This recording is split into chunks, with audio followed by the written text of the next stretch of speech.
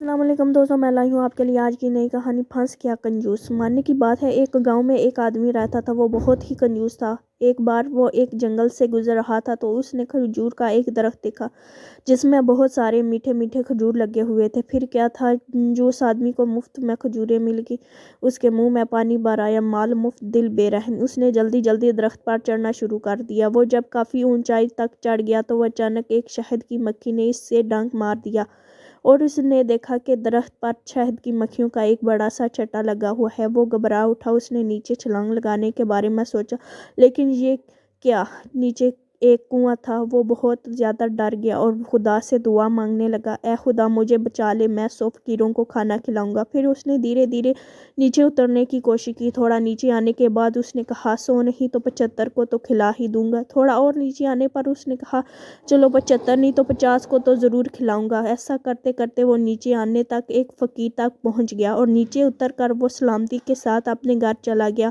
اس نے سارا حال اپنی بیوی کو کہہ سنایا۔ دوسرے روز بیوی نے ایک ایسے فقیر کو بلایا جس کا پیٹ خراب تھا اور جو کھانا ٹھیک ڈھنگ سے کھا نہیں سکتا تھا۔ فقیر بھی اتفاق سے کنجوس اور چلاک آدمی تھا۔ اس نے 20 روٹیاں، دہی، کھیرا اور دودھ پیک کرنے کو کہا اور جاتے وقت کنجوس آدمی کی بیوی سے کہا، جی میرا نذرانہ۔ اس نے سونے کے سکے فقیر کو دیے۔ شام کو جب کنجوس آدمی گھر واپس آیا تو اس نے فقیر کے بارے میں پوچھا تو اس کی بیوی نے اسے سارا ماجرا کہہ سنایا۔ کنجوس آدمی کو بہت غصہ آیا، وہ لاٹھی اٹھا کر فقیر کے گھر پہنچا۔ فقیر کی بیوی بہت چلاک تھی، اس نے جب کنجوس آدمی کو غصے کی حالت میں اپنے گھر کی طرف بڑھتے دیکھا تو وہ دروازے کے باہر آ کر زور زور سے چلانے لگی، پتہ نہیں کس نے میرے شوہر کو کیا کھلا دیا، ان کی طبیعت بہت زیادہ خراب ہو گئی ہے، ہائے میں کیا کروں، ایسا لگتا ہے اب وہ زندہ نہیں بچیں گے، ارے کوئی ہے جو میری خبر گیری کرے۔ کنجوس آدمی یہ سن کر بری طرح سہم گیا۔